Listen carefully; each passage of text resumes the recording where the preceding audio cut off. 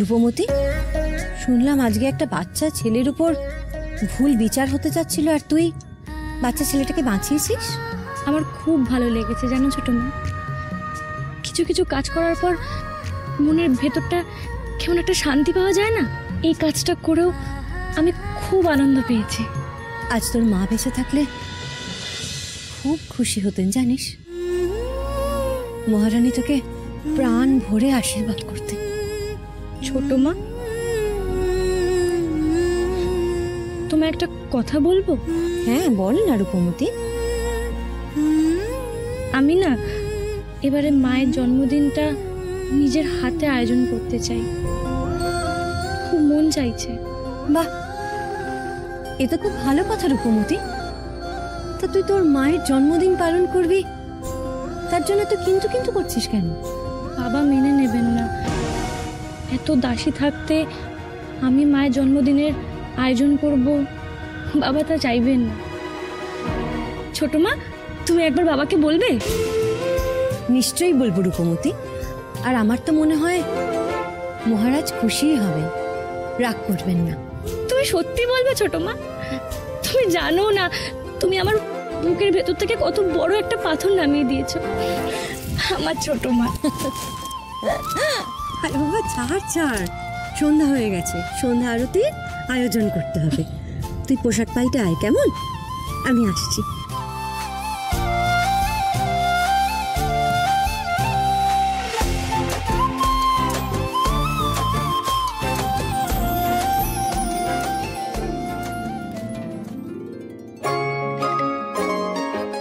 এখন এটা রাখো দেখি।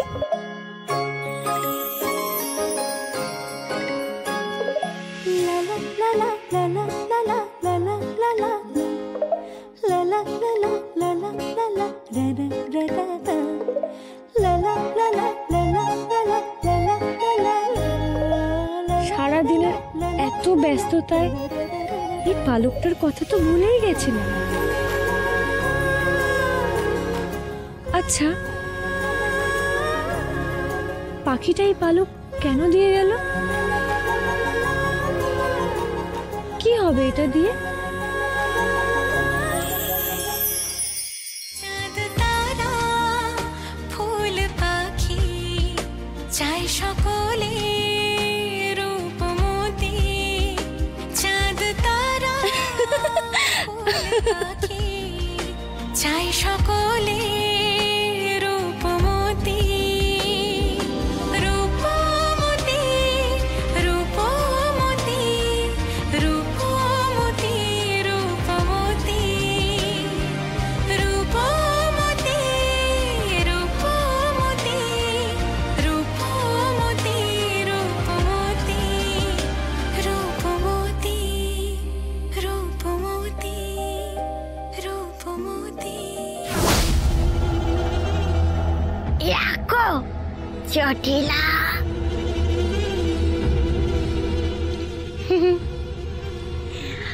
বলছি অভয় দাও তো, একটা কথা বলি। আবার? না না, বাজে জ্ঞান না, আমি কাজের কথাই বলবো। বলছি জটিলা, আবার যদি রাজা বিক্রমদেবকে আক্রমণ করার কোনো চিন্তা ভাবনা করো, তাহলে ইয়াকু আর এবার নিজে একা যেও না, বুঝলে তো? তাহলে কি তোমায় সাথে করে নিয়ে যাব? না, আমি খোকস বাহিনীর কথা বলছি। এবার না, তুমি খোকস বাহিনীকে পাঠানোর ব্যবস্থা করো। ওরা যদি কোনো কাজেই না লাগে, সব কাজ যদি তোমাকেই করতে হয়, তাহলে ওদের পুষে লাভ কি ইয়াকু? জটিলা, আমি না সত্যি বলছি, তুমি বেশ দুর্বল এখন।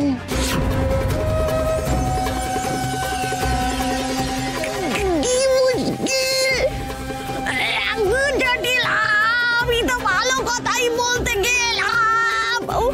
ভালো কথা? কোথা থেকে পাঠাবো খোকস বাহিনী? খোকস বাহিনীর সব তো খোয়া গেছে, জানো না? নতুন খোকস পাবো কোথায় বলো? আরে বাবা, তুমি তো আগেও মানুষকে খোকস তৈরি করে দিয়েছ, তাদের আত্মা শুষে নিয়েছ। এবারটাও তাই করো।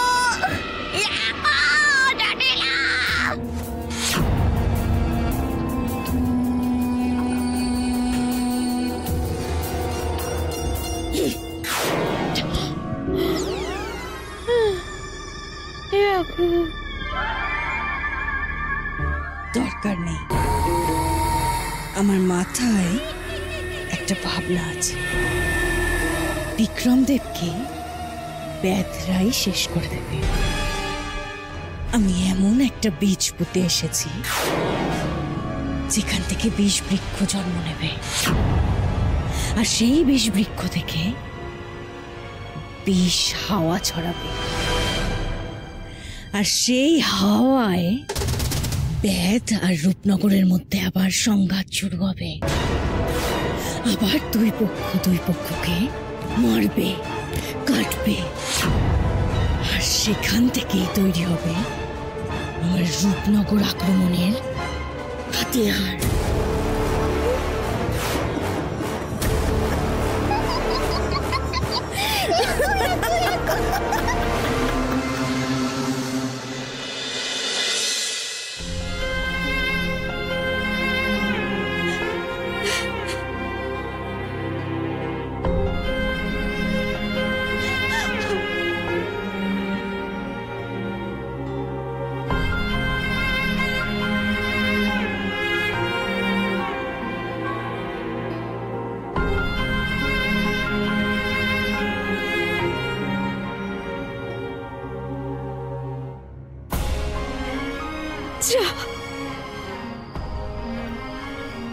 বাবাকে দিয়ে আয়।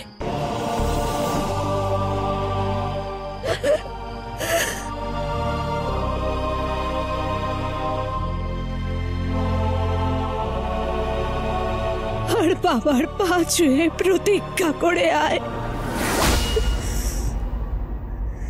যেই খুনের তুই প্রতিশোধ নিবি।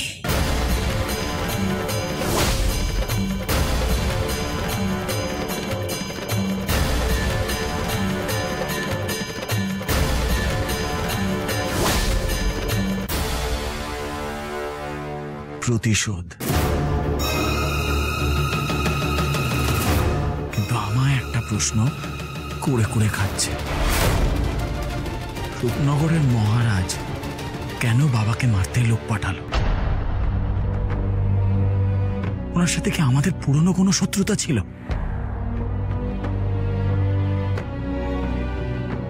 এতদিন তোকে বলা হয়নি দেবদত্ত, লুকিয়ে রেখেছিলাম। শত্রুতা, অশান্তি,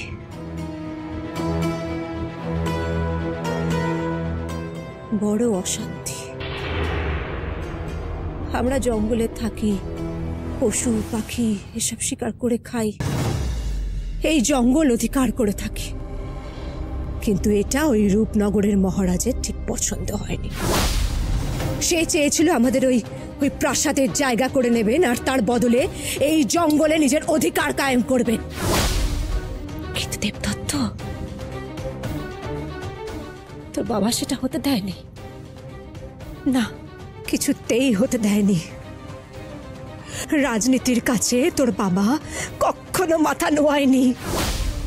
মাটি কামড়ে ধরেছিল, কিন্তু নিজের অস্তিত্ব ছাড়েনি।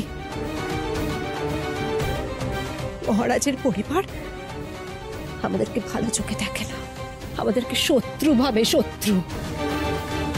সেই জন্যই তোর বাবার দুর্বলতার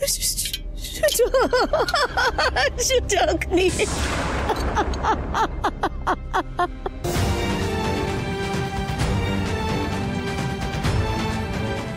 চিন্তা করো না মা, একদম চিন্তা করো না। মহারাজ যদি সত্যিই অপরাধী হন, তাহলে আমি তাকে নিজের হাতে শাস্তি দেব। উনি আমাদের সব থেকে প্রিয়জনকে আমাদের কাছ থেকে কেড়ে নিয়েছেন। আমিও ওনার সব থেকে প্রিয়জনকে ওনার কাছ থেকে কেড়ে নেব।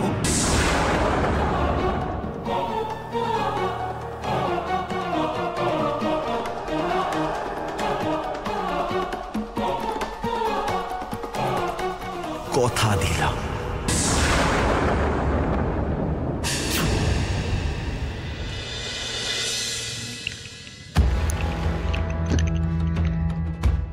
এই চালালাম আমার দান।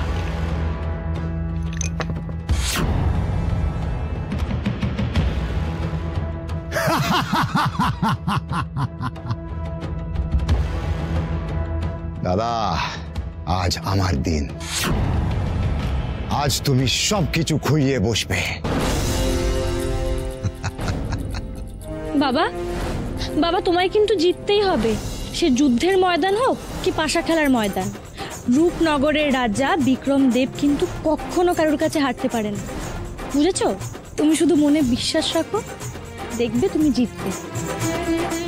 বারবার 3 বার হারের জন্য প্রস্তুত? খেলা শেষ না হলে যে আমি হার স্বীকার করতে পারি না প্রতাপ। দেখা যাক কি লেখা আছে। হারবে তো বটেই, কিন্তু তার আগে বলো এইবার কি বাজি রাখবে?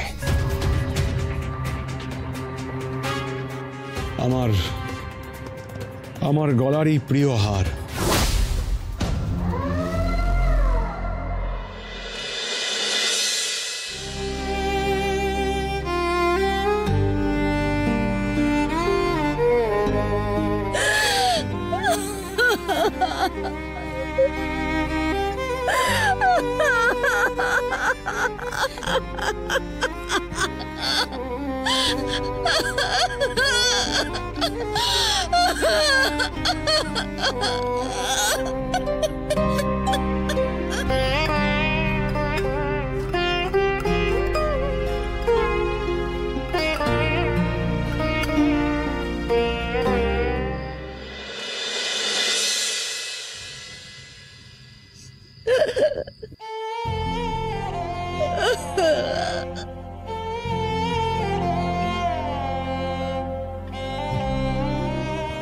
আশীর্বাদ করো বাবা, আমি যাতে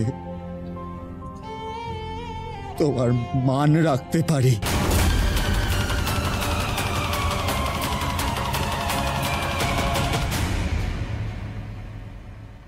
বাবা, ওটা তো তোমার প্রিয় হার। সত্যি বলতে ওটার ওপর আমার বহুদিনের লোভ ছিল। আমার ছেলের গলায় ভালো মানাবে ওটা। কুমার যদি চাইতো আমি এই হার এমনিতেই দিয়ে দিতাম। ও তো আমার সন্তান সম। সন্তান সম আর সন্তান কখনো এক হয় না দাদা। পার্থক্য একটা সব সময় থাকে, সে যত দরাজ মনের মানুষই হোক না কেন। সে যাই হোক, এই হারটা কুমার যদি চাইতো তাহলে আমি দিয়ে দিতাম প্রতাপ, পার্থক্য করতাম না। তা হয়তো দিতে, কিন্তু সে পাওয়ার কোনো আনন্দ নেই। তুমি তো জানো যোগ্যতার পরীক্ষা ছাড়া আমি আর কুমার কিছুই চাই না। তাই এই হার আজ তোমাকে বাজি হারিয়েই জিতে নেব আমার কুমারের জন্য।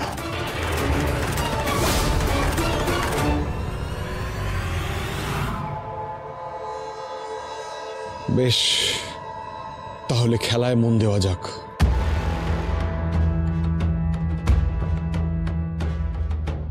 বাবা যেন এই দানে হেরে না যায়। হে মা বাসুলি চণ্ডী, এই দানটাই বাবাকে জিতিয়ে দাও।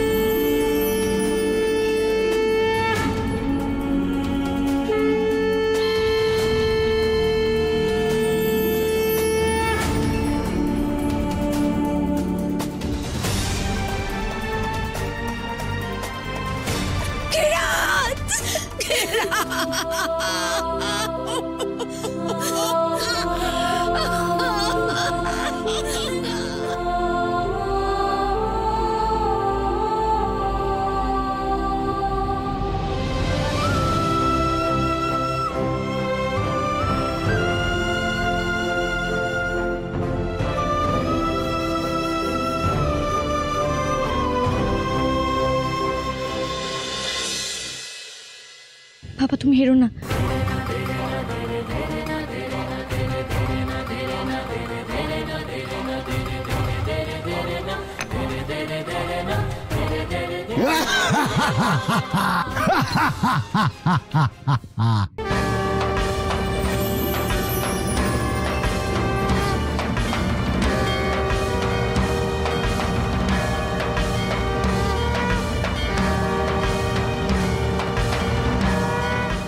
এই দানে আমি বিজয়ী।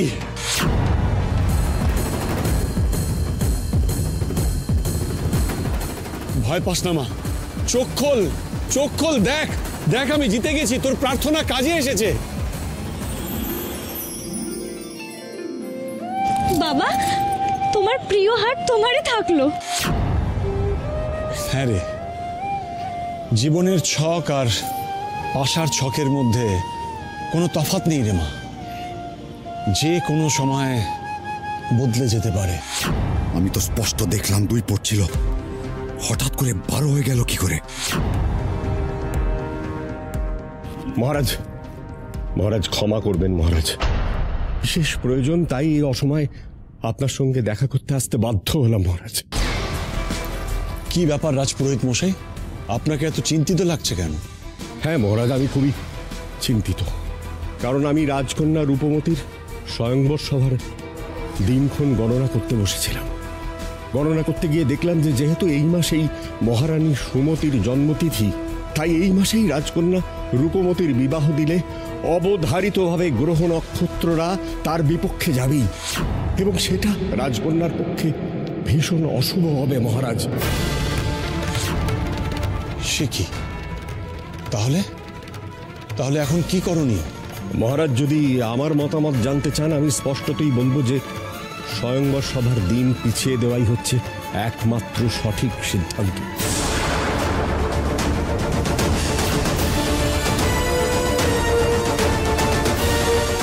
সর্বনাশ! স্বয়ম্বর পেছানো মানে তো কুমারের অভিষেক পিছিয়ে যাবে। বারবার আমারই স্বার্থ পূরণের সময় কেন বাধা পড়ে?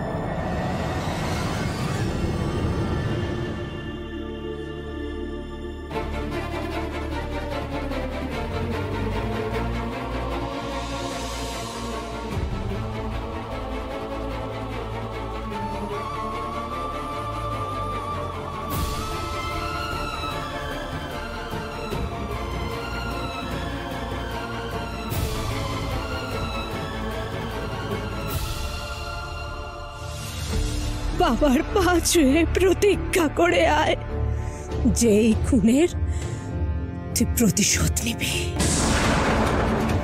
আমি তোমার কাছে প্রতিজ্ঞা করলাম বাবা, যে আমার কাছ থেকে আমার সবকিছু ছিনিয়ে নিল,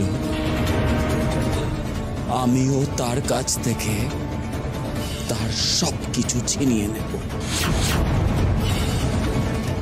তাকে নিঃস্ব করে দেব।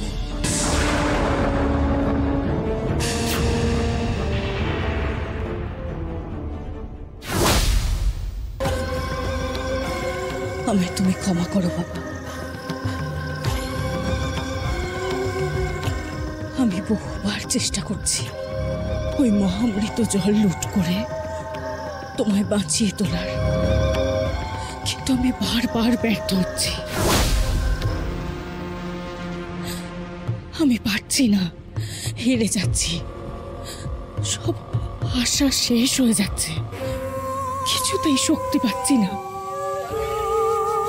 আমায় তুমি শক্তি দাও বাবা, শক্তি দাও, যাতে তোমার মেয়ে তোমার মান সম্মান ফিরিয়ে আনতে পারে, তোমায় আবার বাঁচিয়ে তুলতে পারে। খোকস রানী জটিলার চোখে জল, এ কেমন সৃষ্টি ছাড়া ঘটনা শুনি। যে বিক্রম দেব আমার কাছ থেকে তোমায় চিনিয়ে নিয়েছিল, সেই বিক্রম দেবকে যাতে আমি শেষ করে তোমায় আবার বাঁচিয়ে তুলতে পারি। কিন্তু মহারাজ, সমস্ত রাজ্যের কাছে স্বয়ম্বরের আমন্ত্রণ পত্র পাঠানো হয়ে গেছে, রাজ্য জুড়ে প্রস্তুতি চলছে। এই অবস্থায় স্বয়ম্বরের দিন পেছানো যাবে কি করে?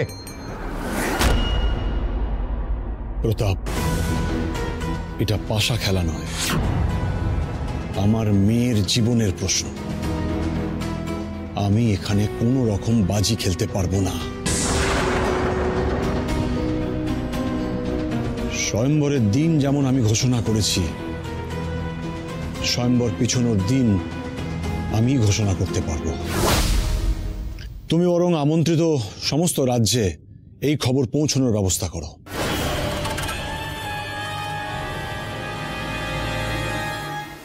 মারে, তোর কি মতামত?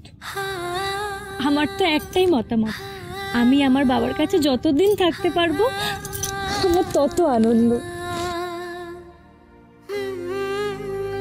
আমি আসছি মহারাজ। মহারাজ, আমিও তাহলে আসি। আমি পরবর্তী শুভ দিনক্ষণ গণনা করে বার করার চেষ্টা করি। রাজপুরোহিত মশাই, আমাকেও এবার হিসেব নিয়ে গণনায় বসতে হবে। আজ্ঞা করুন মহারাজ।